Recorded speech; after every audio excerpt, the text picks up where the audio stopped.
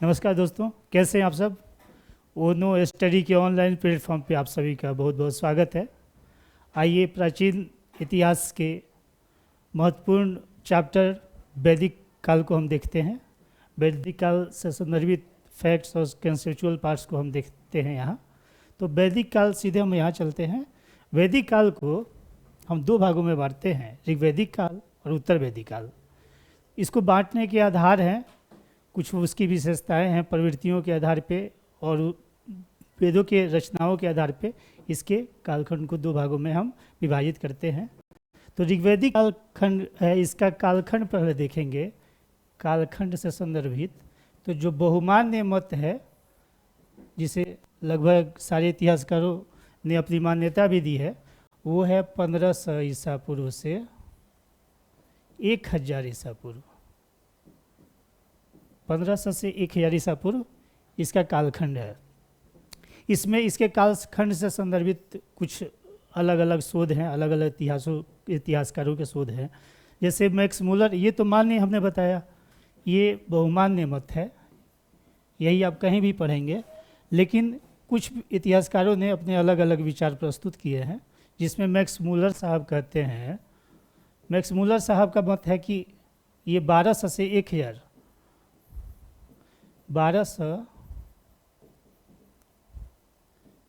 1000 BC, ये Max Muller साहब कहते हैं।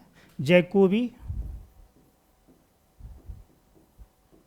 इनका मत है कि 3000 BC पुरानी ऋग्वैदिक सभ्यता है।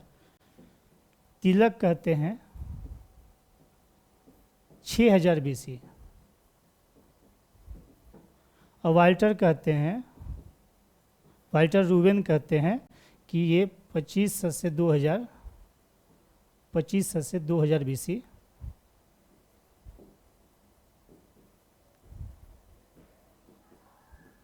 इसकी मान्यता थी, इन लोगों ने अपने अनुसार बताई है। लेकिन ये इसलिए हमने बता दिया आपको कि कभी कभी मैक्स मूलर से संदर्भित कुछ क्वेश्चंस आ जाएंगे, तो उसमें अगर इस तरह के कालखंड दिए रहेंगे और ये सारे कालखंड दिए रहेंगे तो उस समय आप कंफ्यूज नहीं करेंगे। तो मुख्यतः ऐसे तो बहुत सारे इतिहासकारों ने अपने अलग अलग अपनी मान्यता थी इसकी बताई है, लेकिन इसमें महत्वपूर्ण ये दो चार नाम हैं और सब सर्वप्रमुख यही है, ये बहुमान्य मत इसी का है। 1500 से 1000 BC के बीच में हम इसके कालखंड को देखते हैं। किसी भी बुक में आप यही पढ़ेंगे, ठीक है। अब चलिए हम आगे आते हैं। अब कुछ बेसिक इसके हम आपको डिस्कस करना चाहेंगे। वेद, ये वेद क्या है? वेद संस्कृत का शब्द है, इसका मतलब होता है ज्ञान।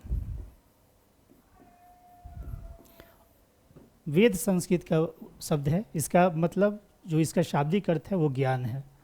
तो ऋग्वेद कह लें या पूर्व वैदिक काल कह लें, तो ये पूर्व वैदिक काल भी आप देखेंगे, ये लिखा हुआ मिलेगा आपको, लेकिन ऋग्वैदिक काल ही, ऋग्वैदिक कह लें या पूर्व वैदिक कह लें, बात एक ही है। अब इसमें कुछ चीज़ों को हम देखते हैं कि इसका अध्ययन का सोर्स क्या है। तो अध्ययन के सोर्स में आपको पहले हमने हड़प्पा वाले क्लास में बताया था कि अध्ययन के सोर्स हमारे पुरातात्विक और साहित्यिक दो आधार होते हैं।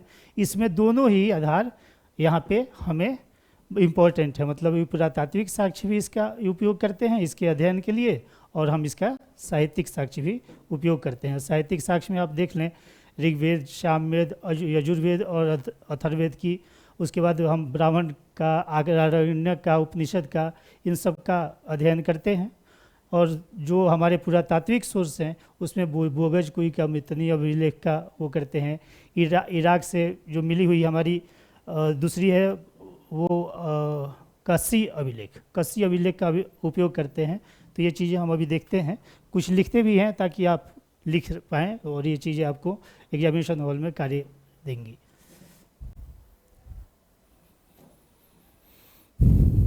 तो साहित्यिक सोर्स तो आप देखते ही चलेंगे, लेकिन इससे संदर्भित हम पुरातात्विक सोर्स को बताना चाहेंगे आपको। पुरातात्विक सोर्स क्या है? पुरातात्विक स्रोत, सबसे पहले तो बोगज कोई अभिलेख है,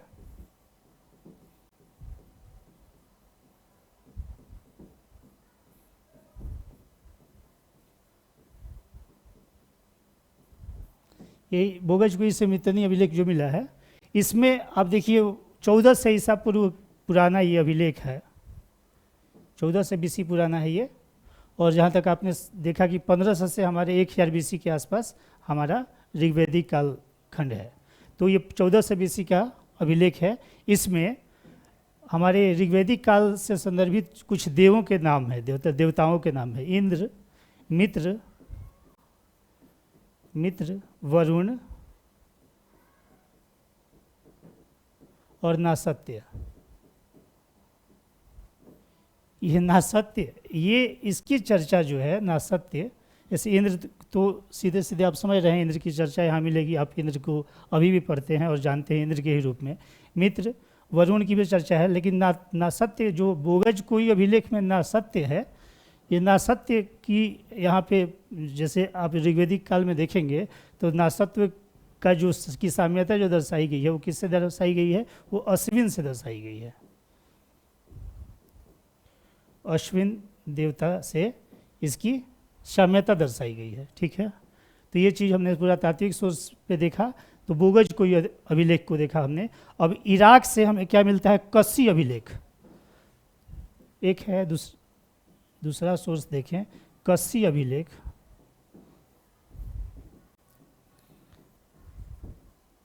ये है 1600 ईसा पूर्व, 1600 ईसा पूर्व में। तो ईरान से संदर्भित है ये कस्सी अभिलेख। इसमें भी हड़प्पा, ये ऋग्वेदिक काल से संदर्भित आपको साक्ष्य मिलते हैं वहाँ पे, मतलब इसकी चर्चा वहाँ की गई है, उस अभिलेख में इसकी भी चर्चा की गई है। तो ये चीज़ें रहीं। अब इसमें ये भी है कि जैसे ईरानी लोग जो है ना भारत आए, उसमें स्पष्टतः ये उल्लेख है कि ईरानी जो हैं वो भारत के तरफ आए, तो ये भी एक सोर्स देता है। तो अभी हम देखेंगे तो उससे संदर्भित जो भी विवाद होते रहे हैं कि ये कहाँ से इसकी बिलोंगिंग है, मतलब कहाँ से ये आए, तो उससे संदर्भित हम इसमें देखेंगे। तो यही चीज़ है, कस्सी अभिलेख ये ईरान का है और इसमें भी इसकी चर्चा की गई है, ठीक है। अब हम चलते हैं। तो पुरातात्विक सोर्स को आपने देख लिया, साहित्यिक सोर्स में तो हम पढ़ ही रहे हैं, जिसमें कि ऋग्वेद पहला ही है। अब देखिए इससे संदर्भित कुछ विवाद हैं कि आर्य जो थे वो कहाँ से आए थे, मतलब ऋग्वेदिक आर्य जो थे उनका जो मूल स्थान है वो कौन सा है। तो इसमें कुछ संकल्पनाएं दी गई हैं, हम देखते हैं उसको। जैसे तिब्बत, दयानंद सरस्वती ने कहा कि ये तिब्बत से आए थे। दयानंद सरस्वती ने अपने सत्यार्थ प्रकाश में इसकी चर्चा की है, मतलब सत्यार्थ प्रकाश में, आप जानते होंगे सत्यार्थ प्रकाश उनकी बहुत ही फेमस बुक है। तो सत्यार्थ प्रकाश में दयानंद सरस्वती ने ये बताया कि आर्य जो थे वो तिब्बत से आए थे, मतलब ऋग्वेदिक काल के जो यहाँ निवासी थे वो तिब्बत से आए थे। उसी तरीके से तिलक ने the Arctic home of the Aryan में, उनका एक बुक है उनकी, उसमें इन्होंने कहा कि उत्तरी ध्रुव से तिलक आए थे। अब ये चीज़ें हमारी क्वेश्चन जो है हमें ये देखने को मिलते हैं हमारे प्री के एग्जामिनेशन में। तो कहीं भी आप प्रीलिम्स वगैरह देते रहे होंगे या क्वेश्चन आप घटना चक्र वगैरह में देखेंगे तो ये चीज़ें आपको मिलेंगी। तो जो कुछ महत्वपूर्ण जो भी विचार हैं कि कहाँ से उनकी मूल स्थान उनका कहाँ है, वो चीज़ें ही हमने आपको यहाँ पे दर्शाई हैं। फिर ब्रह्मर्षि प्रदेश को गंगानाथ झा ने इसकी संकल्पना दी कि ब्रह्मर्षि प्रदेश से आर्य आए। फिर कश्मीर और हिमालय से एल.डी. कल्ल साहब ने कहा कि ये कश्मीर और हिमालय से आए। बैक्टीरिया रोड्स ने कहा कि बैक्टीरिया से इनकी, मतलब बैक्टीरिया इनका मूल स्थान रहा है। उसी तरह पेंका और हर्ट ने कहा कि जर्मनी रहा है। ये शारीरिक बनावट के अनुसार इन्होंने इसको व्याख्यायित किया, शारीरिक बनावट के अनुसार। तो जर्मनी किसने दिया, पेंक और हर्ट ने। उसी तरह दक्षिणी रूस गार्डन चाइल्ड ने, पीक ने, नेहरिंग ने ये दक्षिणी रूस का कंसेप्ट दिया कि ये आर्य जो दक्षिणी रूस से आए। उसी तरह यूराल पर्वत के दक्षिणी किर्गिस्तान मैदान में ये ब्रेंडेनस्टीन का मत है। लेकिन अब देखिए, अब मध्य एशिया का से का जो कंसेप्ट दिया मैक्स मूलर साहब ने दिया। अब इस पे मैंने क्यों ज़्यादा फोकस किया, मैक्स मूलर साहब का ही जो मत है, जो वो कहते हैं कि अल्पास के मतलब पूर्वी क्षेत्र में जो यूरेशिया का पार्ट है वहाँ से आए, मतलब मध्य एशिया से आर्य जो है यहाँ पे आए और यहाँ आके और यहाँ की परिस्थितियों के अनुसार अपने आप को ढाल के और वेदों की रचना की। ये सारी बातें इन्होंने बताई, किसने, मैक्स मूलर साहब ने। तो ये मध्य एशिया वाला जो कंसेप्ट है यही मान्य है, अधिकतर बेंडेस्टीन का भी मान्य है, लेकिन मध्य एशिया वाला आपको अभी मान्य है। तो ये तो रहा आपके क्या, तो वो उनकी कहाँ से, उनका मूल स्थान कहाँ से रहा, वो जो यहाँ से आए तो उस पर विवाद होते रहा है। तो लगभग बहुमान्य मत ये आया कि मैक्स मूलर साहब ने जो मध्य एशिया का कंसेप्ट दिया, इस पर बहुत सारे हिस्टोरियन मानते हैं इसको, और यही माना भी जा रहा है अभी। ठीक है, अब हम चलते हैं। अब देखिए, अब इसमें अब सूक्तों से संदर्भित हम देख लेते हैं कुछ चीज़ें। देखिए, इसमें 10 मंडल हैं, ऋग्वेद में 10 मंडल हैं, जिसमें दूसरा और 7वां मंडल जो है, ये सारे फैक्ट्स बनेंगे, ये सारे क्वेश्चन हैं। दूसरा और 7वां जो है ये सबसे प्राचीन है, सबसे प्राचीन यही है, सबसे प्राचीन मंडल दूसरा और 7वां मंडल है। और सबसे बाद का मंडल को अगर पूछे तो सबसे बाद का मंडल 10 है, लेकिन बाद में जोड़ा गया कौन कौन सा है, 1 है, 8 है, 9 है, 10 है, ये बाद में जोड़ा गया है। मतलब जैसे 10 मंडल है तो 10 मंडल में 2 और 7 तो सबसे पुराना हुआ है ना, और 1, 8, 9 और 10 ये जो है ये बाद का है। तो ये चीज़ हमने यहाँ पे क्लियर की। ये से क्वेश्चन पूछा जाता रहा है, आप देखेंगे ये क्वेश्चन आपको दिखेगा, 2 और 7 तो खासकर पूछा जाता रहा है।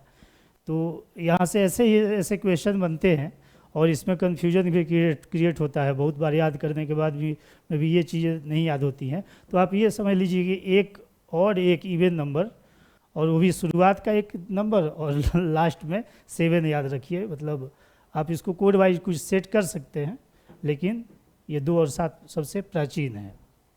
अब इसमें देखिए, इसमें मंडल से संदर्भित, जैसे किसने प्रथम मंडल की रचना किसने की, इससे संदर्भित आप फैक्ट्स है ये फैक्ट्स आप जो है लिख लें और इसको याद करने का प्रयास करेंगे, ताकि एग्जामिनेशन हॉल में इससे संदर्भित गलतियां ना हो। प्रथम जो है अंगिरा ऋषि या दीर्घतमा, ये प्रथम जो मंडल है अंगिरा ऋषि के द्वारा रचित है या दीर्घतमा। द्वितीय मंडल जो है गुदसमद ऋषि के द्वारा है। तृतीय विश्वामित्र, इसी में है। ये क्वेश्चन पूछा जाता रहा है, गायत्री मंत्र से संदर्भित जो हम मंत्रों का उच्चारण जो आज भी करते हैं, वो गायत्री मंत्र जो है वो तृतीय मंडल में आपको मिलेगा। चतुर्थ वामदेव का है। इसमें कृषि से संदर्भित बहुत सारे प्रक्रियाओं का उल्लेख है, तो वामदेव साहब ने चतुर्थ मंडल की रचना की। फिर 5वां अत्रि ऋषि का है, 5वां अत्रि ऋषि है। षष्ठ जो है वो भारद्वाज का है, भारद्वाज ऋषि ने छठे, देखिए दिखेगा आप, 6 का मतलब षष्ठम का भारद्वाज ऋषि ने इसकी रचना की। सप्तम वशिष्ठ ऋषि ने सप्तम की रचना की। अष्टम कण्व ऋषि ने अष्टम की रचना की, अष्टम मंडल की। नवम पवमान अंगिरा या पवमान अंगिरा ऋषि थे, उन्होंने नवम मंडल की रचना की। इसी में आप देखते होंगे कि मुजवंत पर्वत पे जो हिमालय का, आप देखिएगा कि हिमालय के मुजवंत पर्वत का उल्लेख हमें ऋग्वेद में मिलता है। और मुजवंत पर्वत पे ही, हिमालय के मुजवंत पर्वत पे ही सोमरस, जो कि आप आज के समय में आप उसको शराब के रूप में वो कर सकते हैं, हालांकि इस तरीके का नहीं था, लेकिन फिर भी मादक पेय था ये। तो ये सोमरस की चर्चा 9वें में, ये क्वेश्चन बहुत बार पूछा गया है। और 10वें महासूक्तीय ऋषि, और ये इसी में है पुरुष सूक्त का वर्णन। 10वां सबसे बाद का हमने बताया ही था आपको।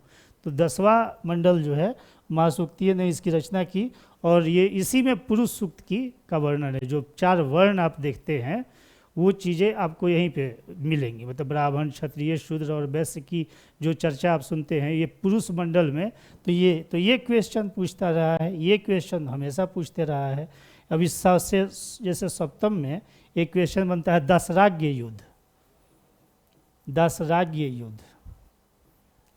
तो दशराध्य ये जो युद्ध हुआ, दशराज्य युद्ध, जो कि आप जानते हैं कि परसदी नदी, रावी नदी के तट पे हुआ, और एक तरफ भरत के राजा सुदास थे, दूसरे तरफ 10 आर्य भिन्न, मतलब अनार्य से आप देखेंगे लेकिन अनार्य ठीक नहीं है वर्ड, आर्य भिन्न 10 थे, जैसे आर्यों से वो भिन्न थे, तो ऐसे बोलते हैं अनार्य, लिखा भी मिलेगा आपको, लेकिन आर्य भिन्न ही कहना ज़्यादा उचित रहेगा। तो 10 आर्य भिन्न थे और उन्होंने दशराज्य युद्ध में उनको चुनौती दी थी, मतलब भरत के सुदास को, लेकिन सुदास विजयी हुए थे। तो ये सप्तम मंडल में इसकी चर्चा हमें देखने को मिलती है। ठीक है, अब हम देखते हैं, ये तो हमने बता ही दिया था। चलिए अब हम आगे आते हैं। और ऋग्वेदिक काल से संदर्भित हमने कालखंड से विवाद को देख लिया, हमने उसके मंडल से भी संदर्भित चर्चा कर लिया आपसे, हमने उसके और भी कुछ फैक्ट्स जाने। अब देखिए, अब इसमें क्या है कि सूक्त है 10 से 28, 10 से 28 सूक्त है इसमें। ठीक है, इसको 3 भागों में बांटा गया है। साकल, ये जो है ये शाकल, वाष्कल और बाल्य खिल्य। बाल्य खिल्य, इसमें 11 है, 11 सूक्त, इसमें 56 है, और इसमें कितना है 10 से 17। तो ये है साकल में कितना है 10 से 17, वास्कल में 56, हालांकि ये अनुपस्थित, ये मिला नहीं है, ये जो है नहीं मिला है। बालखिल में 11 सूत्र, तो 10 से 28 सूत्र हैं हमारे, जिसमें ये चीज़ें आपको मिलेंगी। मतलब ये और ये जोड़ दीजिएगा तो 10 से 28 हो जाएगा। तो ये सूक्त से संदर्भित हो गया। इसमें कितने हैं, अब देखिए आप, ये चीज़ें हम मिटाते हैं। तो सूक्त 10 से 28 हैं, जिसमें कि शाकल, बास्कल और बालखिल में इसको 10,462 ऋचाएँ हैं इसकी। हालांकि कहीं कहीं अलग भी देखेंगे, लेकिन ये क्वेश्चन नहीं बनता है, लेकिन 3 भाग में बांटने की जानकारी आपको ये क्वेश्चन बनते रहा है। तो हमारा फोकस मुख्यतः आप समझ रहे हैं 12 दिसंबर का जो प्री है वो उस पर तो है ही, पीछे उसके पहले आने वाले जितने भी एग्जामिनेशंस हैं या उसके बाद में आने वाले जितने भी एग्जामिनेशन रहेंगे, उस सब में ये सारे क्वेश्चंस आपको देखने को मिलेंगे। अगर वैदिक सभ्यता से कोई भी क्वेश्चन पूछा जाता है वैदिक काल से, तो ये सारे क्वेश्चन आपको देखने को मिलेंगे। तो ये चीज़ें हैं, हमने ये देख लिया। अब इसको ऋग्वैदिक के पुरोहित हुआ करते थे, ये क्वेश्चन भी है। पुरोहित को हम क्या कहते थे, तो ऋग्वैदिक काल के पुरोहित को हम होता या होत्री बोलते थे, होत्री या होता। ज़्यादा ये धर्म अनुष्ठानिक, ये इसमें इसकी चर्चा देखने को ज़्यादा मिलती है, मतलब धार्मिक मनोभाव से ज़्यादा प्रेरित ये रचना रही है। इसमें आप देखेंगे तो धार्मिक मनोभाव से, धार्मिक अनुष्ठानों से, ये सब चीज़ों से संबंधित ये रचना आपको मिलेगी। ठीक है, अब हम चलते हैं आगे। इसमें देखते हैं हम, ये चीज़ें हो गई।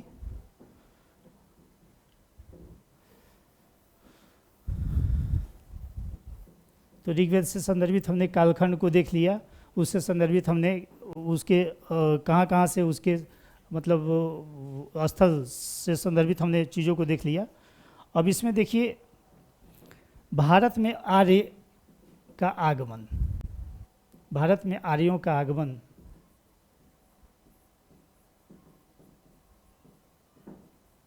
आर्यों का आगमन।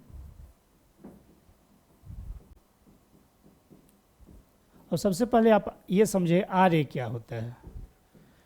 तो आर्य का मतलब जैसे ये कभी भी इसमें अगर ये क्वेश्चन दे कि ये किसी जाति का बोध सूचक है, नहीं। आर्य क्या है? श्रेष्ठ जनों, मतलब विभिन्न भाषाई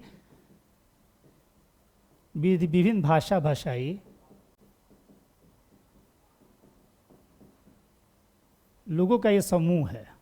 आर्य जो है वो विभिन्न भाषाई सांस्कृतिक रूप से उसके समूह है ये, ठीक है। तो इसमें किसी भी नहीं, ये जाति, चूंकि यहाँ पे अभी जाति नहीं आ रही है, ये ऋग्वैदिक काल में जातियों की चर्चा नहीं, वर्ण की चर्चा आप देखेंगे, लेकिन जाति की चर्चा आप ऋग्वैदिक काल में नहीं देखेंगे, ठीक है। तो ये हमने बताया आपको। अब इसमें 5 कबीलों की चर्चा है, 5 आर्य कबीलों की चर्चा है। सबसे पहला ये देखिए, 5 आर्य कबीला कौन कौन से हैं? पुरु, यदु, अनु, दुह्य, तुर्वस। ये 5 आर्य कबीले यहाँ पे हमें देखने को मिलते हैं। तो ये चीज़ें कभी कभी दे दी जाती हैं कि इसमें आर्य कबीला कौन सा है, तो ये 5 चीज़ों को आप देख लीजिए। आर्य कबीला 5 है और 10 कबीले उधर हैं, तो वो उसकी चर्चा हम बाद में करेंगे, आर्य भिन्नों की। तो ये 5 आर्य कबीले, इसको पंचजन बोलते हैं, इसे ही पंचजन बोलते हैं, ठीक है। तो ये 5 आर्य कबीले हैं। इसमें यदु और तुर्वस को, यदु और तुर्वस को इंद्र बाद में लेके आए, ठीक है। और इसको दास कबीला भी बोलते हैं। किस किस को? यदु और तुर्वस को ये चर्चा मिलती है कि इसे इंद्र बाद में लेके आए, ये भी क्वेश्चन है। और एक क्वेश्चन ये है कि इसको दास कबीला भी बोलते हैं। तो कभी आपको अगर ये क्वेश्चन आए कि कौन सा इसमें दास कबीला है, तो आप यहाँ पे कंफ्यूज कर सकते हैं, क्योंकि आर्य से संदर्भित कोई भी क्वेश्चन अगर पूछा जाए तो आपके जहन में आएगा ही नहीं कि आर्य में भी दास की संकल्पना होगी। तो ये चीज़ें हैं। यहाँ पे एक क्वेश्चन ये बना और एक क्वेश्चन ये बना, ठीक है। और एक क्वेश्चन ये 5 आर्य कबीले में कौन कौन से शामिल हैं, ये चीज़ें आपने देखी हैं, ठीक है। पुरु को यहाँ पे, अब देखिए एक और क्वेश्चन देखिए। पुरु जो है, पुरु कबीला, पुरु को कुटभाषी भी कहते हैं, मतलब कुटभाषी से इसको मतलब वो किया गया। तो पुरु कुटभाषी से अभिहित किया गया इसे, तो पुरु को कुटभाषी भी बोलते हैं। ये भी एक क्वेश्चन हुआ आपके सामने। चलिए अब आगे बढ़ते हैं हम।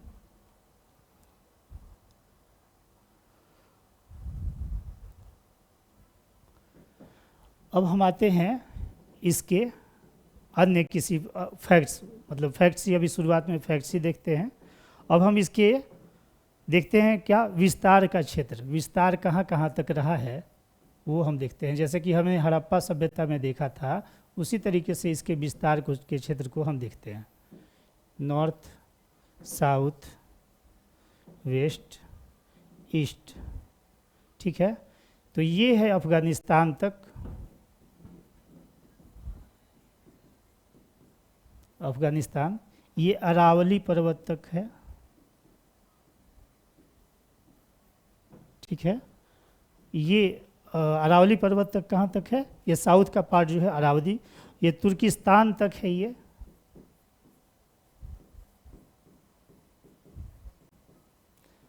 और यहाँ पे क्या है? यहाँ पे हिमालय, कश्मीर हिमालय का क्षेत्र, यहाँ पे ये ईस्ट में इसकी सीमा कहाँ तक है? तो ये है हिमालय और तिब्बत तक, मतलब कश्मीर, हिमालय और तिब्बत। तो ये इसके विस्तार के क्षेत्र हैं। मतलब आप देखिए, नॉर्थ में तुर्किस्तान तक है, साउथ में अरावली पर्वत, वहाँ तक इनका विस्तार है, ईस्ट में हिमालय तक। ये ऋग्वैदिक कार्यों की चर्चा हो रही है, पूरे वैदिक, लेटर वैदिक हम बाद में पढ़ेंगे। और ये वेस्ट में अफगानिस्तान तक इनकी सीमा है, ठीक है। अब हम इसमें कुछ चीज़ें और जानते हैं नदियों से संदर्भित। तो अभी एक चीज़ और समझिए कि ये सीमा निर्धारण का भी एक और तरीका निकाला गया। जैसे आप देखिएगा तो भारतीय उपमहाद्वीप में 1000 BC के आसपास अतरंजी खेड़ा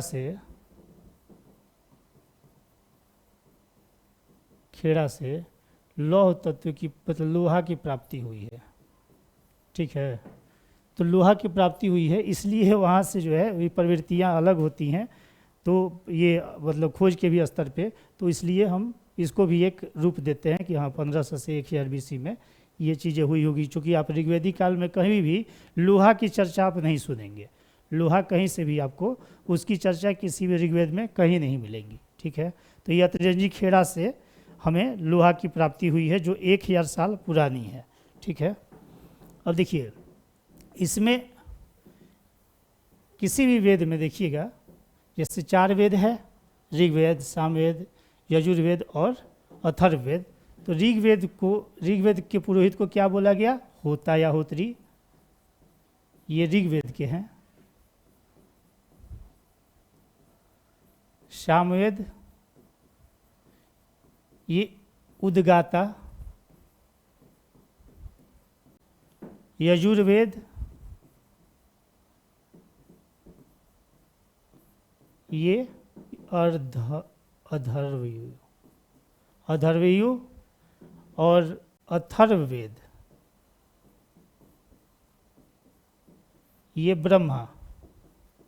तो ये पुरोहित थे। जैसे ऋग्वेद के पुरोहित को कहा जाता था होत्री, उसी तरह जैसे सामवेद गाया जाने वाला वेद है तो इसलिए उद्गाता।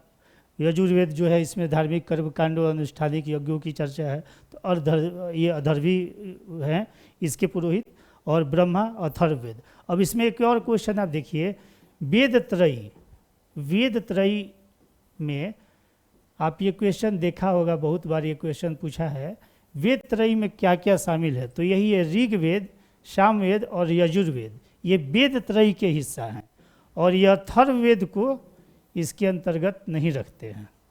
तो ये क्वेश्चन देता है कि कौन से इसमें वेद त्रयी में शामिल नहीं है, तो ये क्वेश्चन आपको यहाँ से सॉल्व होगा। ठीक है, और ये क्वेश्चन जो मिलाने को देगा या सीधे सीधे क्वेश्चन जो पूछते हैं वो होत्री से संदर्भित उद्गाता किसके, मतलब जैसे सामवेद का पूछ दे आपसे इस सामवेद के पुरोहित को क्या कहा जाएगा, क्या कहा जाता है, तो उद्गाता।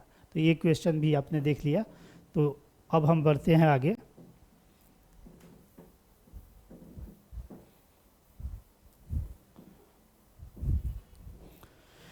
अब इस देखिए, इसमें कोई भी वेद है, जैसे ऋग्वेद है, सामवेद, यजुर्वेद, सबके ब्राह्मण, आरण्यक, उपनिषद, ये सारी चीज़ें आपको देखने को मिलेंगी। अब ये हम समझ लेते हैं कि ब्राह्मण क्या होता है, आरण्यक क्या होता है, उपनिषद क्या होता है। तो ये चीज़ें हम हालांकि इसको डिटेल में बाद में पढ़ेंगे। जैसे आप देखें, ब्राह्मण जो है वो गद्य भाग है। ब्राह्मण क्या है? ये गद्य भाग है, वेदों को समझने के लिए गद्य भाग है ये। ठीक है, आरण्यक क्या है? ये अरण्य का मतलब, अरण्य मतलब वन, वन में लिखा जाने वाला ये भाग है आरण्यक। तो आरण्यक क्या है? उसकी मतलब एक तरीके से ये जान लीजिए कि उसके छोटे रूप को, जैसे वेदों के छोटे रूप को उसमें जो संस्तुतियाँ दे दी गई हैं उससे संदर्भित है ये। और इसमें दार्शनिक सिद्धांत है, इसमें रहस्यवाद की चर्चा है, रहस्यवाद। जैसे वेदों में जो चीज़ें दी गई हैं उसको रहस्यवाद में दार्शनिक मतों के द्वारा ये सारी चीज़ें आरण्यक में शामिल है। ठीक है, अब देखिए उपनिषद क्या है? उपनिषद, तो उपनिषद चूँकि आपने देखा ही होगा कि हाँ, जैसे सबके ऋग्वेद के ब्राह्मण कौन से हैं, ऋग्वेद के उपनिषद कौन से हैं, ऋग्वेद के आरण्य कौन से हैं, तो ये चीज़ें हैं। तो इसके बेसिक्स को कुछ डिस्कस कर लेते हैं।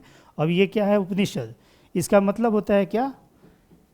उपनिषद जो है ये तो सबसे पहले ये समझ लें कि ये सबसे बाद में उपनिषद को लिखा गया, इसको इसलिए इसको वेदांत भी बोलते हैं। और इसका शाब्दिक अर्थ होता है समीप बैठना।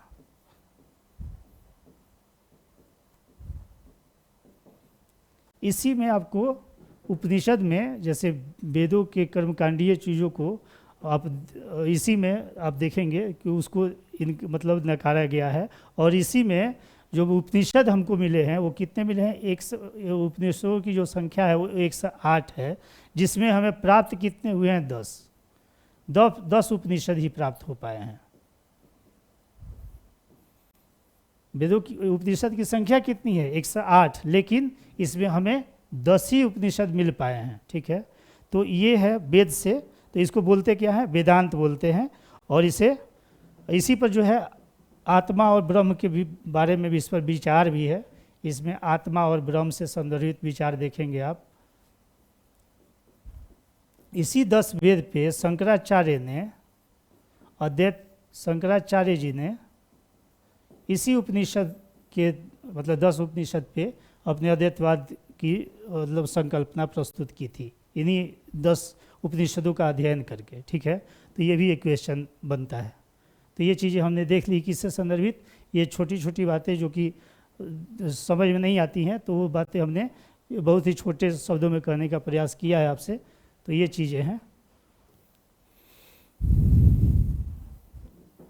अब हम आते हैं इसके ऋग्वेद से संदर्भित हमने क्या क्या देख लिए। तो हमने उससे कालखंड से संदर्भित विवाद को देख लिए, हमने मूल स्थान से संदर्भित विवाद को देख लिए, हमने इससे संदर्भित जैसे जो भी संकल्पनाएं जो दी गई हैं उससे संदर्भित देख लिए। और ये हमने अभी क्या देखा, तो ये चीज़ें। और उसके बाद में फिर हमने ये तो हो गया मूल स्थान से संदर्भित। अब हम आगे आते हैं, तो ये विलियम जोन्स ने जैसे अब इसकी साम्यता जो है लैटिन और ग्रीक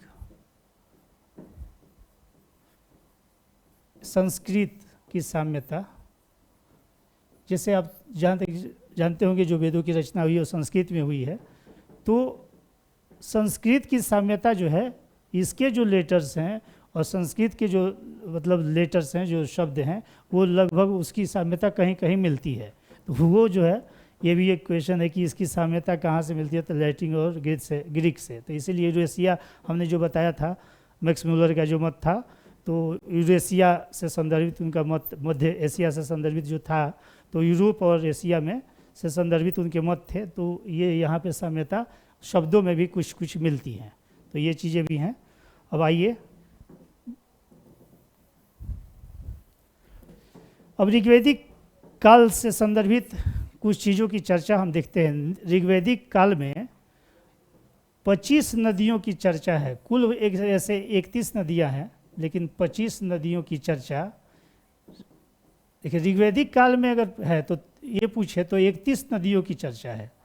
तो ऋग्वेद में 31 नदियों की चर्चा है, लेकिन उसके नदी सूक्त में पूछे तो 25 नदियों की चर्चा है। 25 नदियों की चर्चा उसके नदी सूक्त में है। ठीक है, इसमें सर्वप्रमुख नदी हमारी है, वो कौन सी नदी है, सिंधु। ये क्वेश्चन पूछे कि ऋग्वेद की सबसे सर्वप्रमुख नदी ऋग्वेद की कौन सी रही है, तो सबसे ज़्यादा बार इसी की चर्चा की गई है, सिंधु नदी की। और द्वितीय स्थान पे ये भी क्वेश्चन पूछा गया है, द्वितीय स्थान किसका है, तो सरस्वती नदी का है। सरस्वती नदी का है। इसे पूजनीय नदी ये मानते थे, इसे ही नदीतमा भी बोलते थे। कहीं वर्णन है आपको नदीतमा का, तो द्वितीय स्थान पर सरस्वती नदी है जिसको नदीतमा भी बोलते हैं। अब नदियों से संदर्भित जैसे गंगा नदी का एक ही बार आपको ऋग्वेद में चर्चा मिलेगी, एक बार। और यमुना का चर्चा 3 बार। ये भी क्वेश्चन पूछा गया है। तो हमने इसलिए, चूँकि हमारा जो फोकस है वो प्रीलिम्स पे ज़्यादा है, तो इसलिए हम इससे संदर्भित कुछ क्वेश्चंस को आपको बता देते हैं। तो ये क्वेश्चंस जो आए हुए हैं वो क्वेश्चन को आप देख लेंगे और इस क्वेश्चन को फिर आपसे मिस नहीं हो पाएगा। ठीक है, अब देखिए इसमें सरस्वती की चर्चा तो नहीं है, जैसे इसमें क्या है, ब्यास नदी की भी चर्चा नहीं है। सरस्वती नहीं, सॉरी, ब्यास नदी की चर्चा नहीं है, इसकी चर्चा नहीं है। इसके जो मतलब नदियों से संदर्भित जो खंड है उसमें ब्यास नदी की चर्चा नहीं है, लेकिन उसकी सहायक नदी जो है मरुद्रा नदी, तो इसकी चर्चा है इसमें। तो ब्यास को विपाशा भी बोलते हैं, तो विपाशा नदी या ब्यास नदी ये भी मिलाने को आता है। तो ये चीज़ें हम बताएंगे, जैसे चेनाब अस्किनी बोलते हैं, रावी परुष्णी को बोलते हैं, तो ये सारी चीज़ें जो इसी तरह ब्यास को विपाशा नदी भी बोलते हैं, इसकी चर्चा है, ठीक है। उसके बाद में सरस्वती नदी क्या सहायक की नदी है, कौन सी? तो इसकी सहायक नदी है द्रस्द्वती नदी। सरस्वती नदी की सहायक नदी द्रस्द्वती की चर्चा है, द्रस्द्वती नदी की चर्चा है। इसी को आधुनिक कालखंड में चौतांग नदी बोलते हैं। एक बार ये क्वेश्चन आया था, इसीलिए हमने इसका भी जिक्र आपके सामने कर दिया। तो द्रस्द्वती नदी की चर्चा है और इसको आधुनिक रूप में चैतांग नदी बोलते हैं। अब देखिए, इसमें ऋग्वेदिक काल में समुद्र का ज्ञान इनको था, ये नदियों से संदर्भित हो गया, और समुद्र, जैसे समुद्र का ज्ञान था इन्हें। हालांकि इस पे कुछ विवाद है। जैसे आर्य शर्मा कहते हैं, आप जानते होंगे आर्य शर्मा जो भारत के सबसे महान प्री हिस्टोरियन हैं। तो आर्य से उनका प्राचीन भारत का इतिहास हम पढ़ते ही हैं, तो एनसीईआरटी में भी पढ़ते हैं और ऐसे भी। तो आर्य शर्मा कहते हैं कि ये एक मतलब जो समुद्र की चर्चा की गई है ना, वो एक जलाशय है। उसी तरह मैक्स मुलर साहब का भी कहना है कि ये मतलब नदियों, ये जो समुद्र है, तो मैक्स मुलर कहते हैं कि इनका समुद्र का ज्ञान था। मैक्स मुलर साहब कहते हैं कि इन्हें समुद्र का ज्ञान था। ये इन्होंने शोध किया, इन्होंने कहा कि नहीं, इनको समुद्र का ज्ञान था। आर्य शर्मा कहते हैं कि ये समुद्र जो है जलराशि का, जलाशय नहीं, जलराशि का सूचक है।